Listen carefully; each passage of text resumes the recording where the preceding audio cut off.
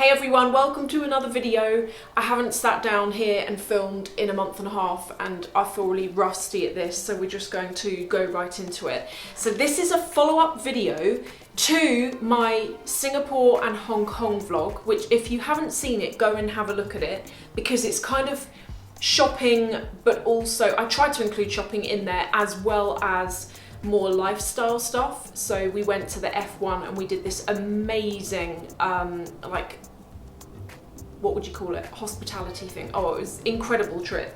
But I thought I would show you what I bought.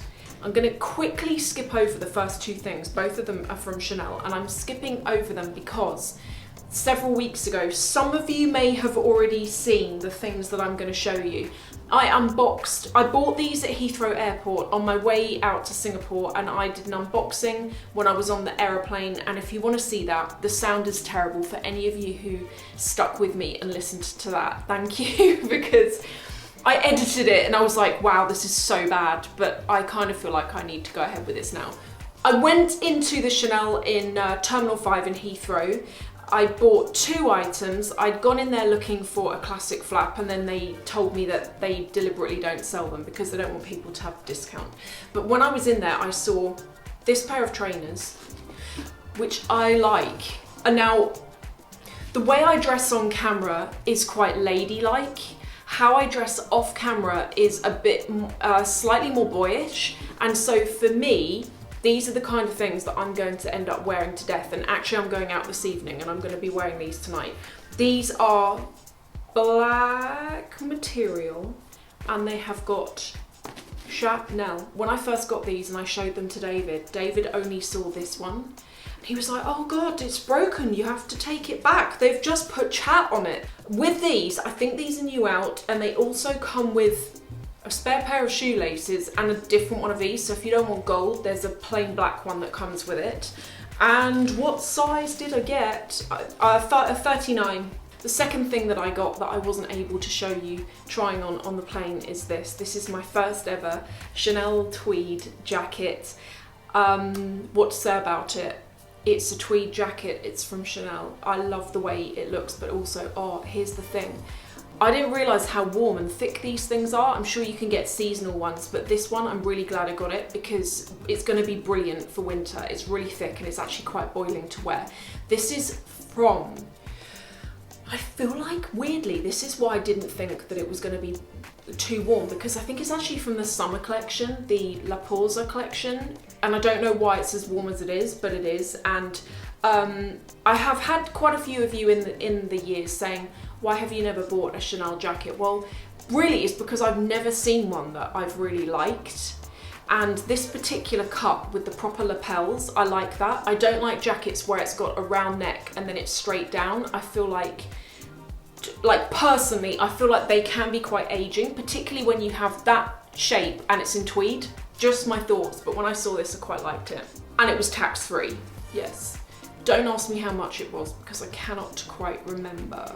Now what? I'm gonna show you this first. When I was in Singapore, we walked past this shop in Chinatown, and I have for the longest time fancied having my own custom suit made. Purely for novelty purposes, really, but also because for work, I buy most of my suits from Rhys, and Rhys, for high street, the quality's okay. But for example, I bought a pair of trousers that I took to Singapore with me, and they are cream. And I bought them in the sale. They were reduced from £225 to about £90. I didn't try them on until I got to Singapore, and they're like basically transparent. Can you imagine paying £225 for these trousers? Well, that's kind of what I'm talking about. That's the kind of quality you get. If that's in a darker material, it wouldn't have been an issue, but there we go. Anyway, found this shop, and it was, you wouldn't have looked twice at it, but when we went in there, the gentleman that ran the shop, he had catalogues, books, and it was pages they'd taken out of Vogue magazine and GQ, and it was Armani, Valentino, Dior suits, jackets. It's not, even if you didn't want a suit made, you didn't have to have a suit made. He actually had, like he was showing us, he had rails of overcoats, wool overcoats, men's and women's, being collected by people that were coming in from the US and Europe throughout the week that I was having mine made. And what was really great is I was able to see the suits that were waiting to be collected so that I could kind of get an idea of the quality before I bought it. I was still worried though, because I thought, what if I buy this and then I come to pick it up on the final day and I'm like, I don't really like it. So I specifically chose a suit where I want cropped trousers. Now on me, if I buy a cropped trouser from the shop, they aren't cropped, they're kind of at the knee on me.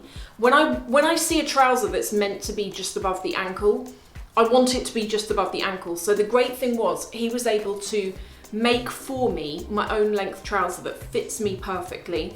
And then the jacket, I chose a jacket to match, but I've deliberately picked a jacket that's doesn't look, what's the word? It doesn't look too formal. I wanted there to be something going on with the lapels that made it a bit more playful, and I wanted something that was quite slim fitting without being really tight, and I loved the way this jacket looked. I feel like it's very flattering. I paid for this, I paid 700 Singaporean dollars, which is around about £300. Which again, I felt that was really fair, and I'd researched the shop before I went in there, and people are talking about them all over TripAdvisor, and people were saying how much they've been charged, and it was all very similar to what I'd been charged. The price you pay varies depending on the material, so I could have had the price go up if I'd chosen a more premium material, or I could have had it drop down if I'd chosen a lesser one. I chose a material that was English cashmere, like cashmere wool mix, and then also your price depends on the lining, whether you want like a cashmere lining, or I chose a cashmere silk mix lining, and you can customize however you wish. While I was there, I also found this shoe shop called Repetto. Walked past it, and at first it looked like a dance shop, and I think it is, but then when I went in there, it's kind of aimed at ballet dance students, I think. But then they also had shoes for in the day and like accessories, and I got 2 pairs of shoes when I was in there. For a minute I opened this, I haven't opened this since I got back, and I was like, are these what I ordered? First pair of these. This shop, everything is full leather. These are made in France. I found the sizings in there a bit weird. So normally I take a 39 to a 40. And in there, I was taking like a 41. I was like, oh my God. And it wasn't just me, because there was another lady in there trying on shoes, and she was kind of like saying the same things. So these are technically a 40 and a half, which I've never been in my life, but in these I am. Flat shoes, full leather, very comfortable, quite similar actually, probably to French sole, and the price was about similar to French sole. The second pair of shoes, I got another black pair, and they are these, really simple, but my God, the leather is so soft on them. And I like that it's got a small heel as well. They had these in so many different colours, and I think in the vlog I was showing you. In there, you could pick a charm, like a metal charm that you tie on with the bow on the front. I didn't bother because they were like 29 Singaporean dollars each, and I didn't really want one that badly. The other thing I was going to say with these shoes that's quite nice is, you know, with ballet shoes, how this bow, it's not just decorative, you can actually pull the bow to tighten up the shoe. Well, you can do that with these. So if you perhaps have like a really narrow foot, and these shoes normally slide off on you, then you can tighten that up here and secure it on your foot. And that is those. And these came in different colours. You could also get the black version with like an kind of like light wood coloured heel. The other 2 things, and I've been wearing one of these today, but I put it back in the box to show you. In Singapore, well, I'm kind of quite sad. So I absolutely adore gardening and like botanical stuff, flowers and trees and plants. Whenever we go anywhere that's abroad, I'm always most curious to see what plants grow there and see like what different stuff exists. And when we got off the plane at Singapore, I was like, oh my God, it's like so tropical. There are orchids growing in the trees and like vines growing up stuff, and like birds of paradise flowers, like things that in the UK you would pay about £8 for one stem, and over there they're just growing. And one of the things that I love doing is in the evenings we go to Marina Bay, the gardens, where they had, you know, the trees that light up. Gorgeous, amazing, really, really peaceful there. But also they had two like domes that we went into. One of them is the flower dome, and we went into it in the evening. I didn't put it in the vlog because I didn't know how many of you would actually care about it. A bit like my Venice vlog. I really tried to cut the Singapore vlog and Hong Kong vlog down to things that I think you care about, which was mainly shopping, but we did so much more than that. And if you want to see more of what we did, I've made a highlight on my Instagram, which I'll put, there's like a picture of it here, and you can go and have a look at what we did there. And I've also taken out, I've put in its own category what we did at the F1, because I know not everyone's into that. Although I will say at the F1, it's not loads of car stuff and kicking tyres. Most of it was kind of following us around because we were in this hospitality place that was really nice. So don't worry about thinking, oh, I'm just going to see cars, and I'm not into that. At the two dome places, on the last night, we came out, there was like a gift shop at the end. And this caught my eye as I was walking out. They had this brand called Rhys, I think, Singaporean brand, and they make this jewellery. So this, I had seen this when I was in Singapore. I'd seen a picture of this necklace by Dior, and this necklace is like £1,000 and it's not real metal or anything like that. And I really liked it, but I knew I wasn't going to buy it. Anyway, I walked into this gift shop and I saw this and I thought, that looks quite similar to it. I go over and I have a look. They've got all different styles of orchid and like flowers and stuff like that. And I was there for ages trying to decide which one I wanted to get. And with these, you can wear them as a necklace, and you can have it like as long or as short as you want, but you can also wear it as a belt around your waist. So there's a toggle there so you can undo it, and then you can adjust the chain so that it fits accordingly. And when I saw that it had multiple uses, I was looking at it for a long time before deciding on whether to get it or not.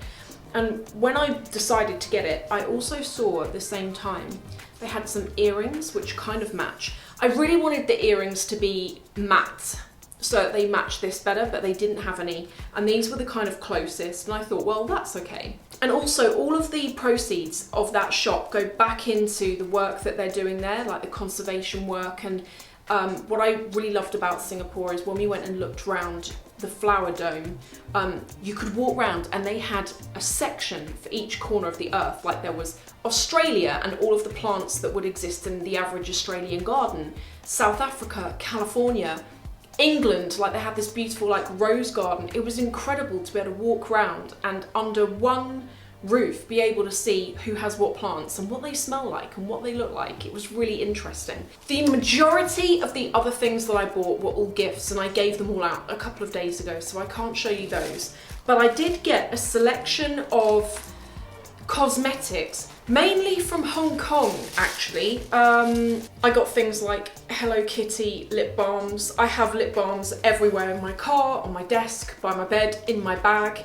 I also got this when I was there, which was a brand I've never heard of, and it's a translucent powder. And I've got to say, I was totally pulled in by the packaging.